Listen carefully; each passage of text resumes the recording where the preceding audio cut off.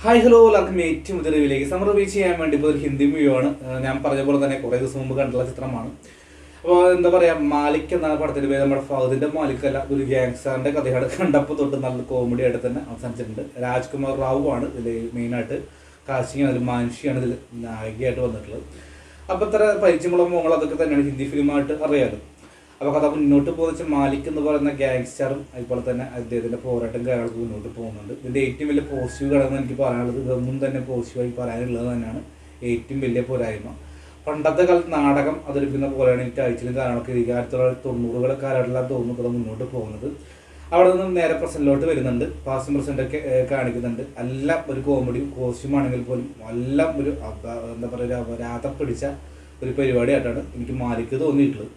പക്ഷെ ഇതിൽ ഒറ്റ ഘടകം പറയാനുള്ളത് ഇൻട്രോ, നമ്മുടെ നായകൻ്റെ ഇൻട്രോ കിടുക്കിയിട്ടുള്ള ഒരു സീൻ തന്നെയാണ്. അത്യാവശ്യം ആ ബാഡ് സ്കോർ ആണെങ്കിലും ആ സീൻസ് കൊള്ളാമായിരുന്നു.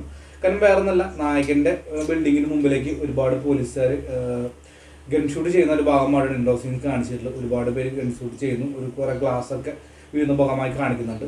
അപ്പോൾ നമ്മുടെ കഥാനായകൻ കുറേ വെടികൊണ്ടുകളൊക്കെ കൊണ്ടിട്ട് നമ്മുടെ കഥാനായകൻ തോക്കും പിടിച്ചിങ്ങനെ നിൽക്കും. ജനലിൻ്റെ ചെറിയ ചില്ലിൻ്റെ ഇടയ്ക്ക് നിൽക്കുന്നുണ്ട്. കുറേ പോലീസുകാരെ വെടിവെച്ച് വീഴുന്നു. ആൻഡ് നായകൻ അങ്ങനെ വീഴുന്ന ഭാഗമായി കാണിച്ചിട്ടുള്ളത്.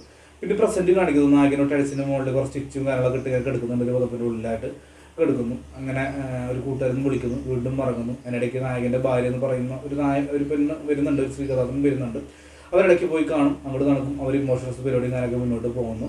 മാലിക് എന്താ പറയുക, ഒരു പഴയൊരു ഗ്യാങ്സ്റ്റാറും അതായത് അവിടുത്തെ ജനങ്ങളും പോലീസുകാരനൊക്കെ സംരക്ഷിക്കുന്ന ഭാഗങ്ങളൊക്കെ ആയിട്ടാണ് പോയിട്ടുള്ളത്. മാലിക് അറിയാലോ, ഒരു നാട്ടിലെ ഒരു പഴയകാല ഒരു ഗുണ്ട പരിപാടി സെറ്റപ്പായിട്ട് മുന്നോട്ട് പോകുന്നു. ഇതിൻ്റെ കൂട്ടുകാരനൊക്കെ ഉണ്ട്, കൂട്ടുകാരന്മാർ മറ്റുള്ള ഗുണ്ടകൾ എല്ലാം പക്ക ഒരു കോമഡി പീസ് തന്നെയായിരുന്നു. എന്താ പറയുക, ഒരു ആർട്ടിഫിഷ്യലായിട്ട് അഭിനയിക്കുന്ന പോലെ തോന്നി. ആരും എന്താ പറയുക, ഒന്നും തന്നെ ഒരു പവർ കിട്ടുന്നില്ല. ഇത്രയും വലിയ പടമായിട്ട് പോലും എന്താ പറയുക, ഒരു പവർ കാണുന്നവർക്ക് കണ്ടു ചെയ്യാൻ സാധിക്കുന്നില്ല. അത് ഏറ്റവും വലിയ പോരായ്മയായിട്ട് എനിക്ക് തോന്നുന്നു. മൊത്തത്തിൽ പോരായ്മ തന്നെയാണ്.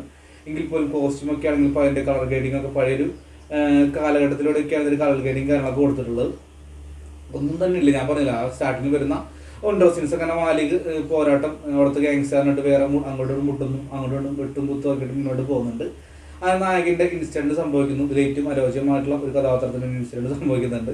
അതിനുശേഷം നടക്കുന്ന പ്രതികാരം കാര്യങ്ങളൊക്കെയാണ് മുന്നോട്ട്. ഇടയ്ക്ക് നമ്മുടെ KGF റോക്കി ബോയ്ക്ക് കുത്തി തന്നെ ശ്രമിക്കുന്നുണ്ട്. എല്ലാം കണ്ടപ്പോൾ എന്താ പറയുക, അപരാധം എല്ലാം കൂട്ടി കളന്നിട്ട് ഒരു അവിൽ കുഴച്ചിട്ടുള്ള അപരാധം പരമ്പോൾ എന്നൊക്കെ പറയില്ല, ആ തരത്തിലാണ് ഇതിൻ്റെ അപരാധങ്ങളൊക്കെ മുന്നോട്ട് പോകുന്നത്. അതായത് ഇക്കിളിട്ട പോലും എക്സ്പ്രഷൻ വരാത്ത നായകനും, അത് കാരണം ഏറ്റവും വലിയ ഒരു നെഗറ്റീവ് ആയിരിക്കുന്ന നായകനാണ്. കാരണം ഇച്ചിരി വലിയ പവർഫുൾ ആയിട്ടുള്ള രൺബീറൊക്കെ കൊടുക്കുക പിന്നെ സെറ്റായിരുന്നു. പക്ഷെ അതൊട്ടും തന്നെ അതിന് ആപ്റ്റ് ആവുന്നില്ല. അത് ഇൻട്രോ സീൻസിനെ മനസ്സിലാവുന്നു. അത്രയും നല്ലൊരു പവറായിട്ട് വരുന്ന ഒരു ഇൻട്രോ കാണിക്കുന്നുണ്ട്. വൈറ്റൊക്കെ ഇട്ട് തോക്കും പിടിച്ച് ഇതായിട്ട്. പക്ഷെ ഇൻട്രോ കാണിക്കുന്നത് കൂടി ആ പോയി എന്ന് പറഞ്ഞുള്ള അവസ്ഥ തന്നെയാണ് സംഭവിച്ചിട്ടുണ്ടായിരുന്നത്.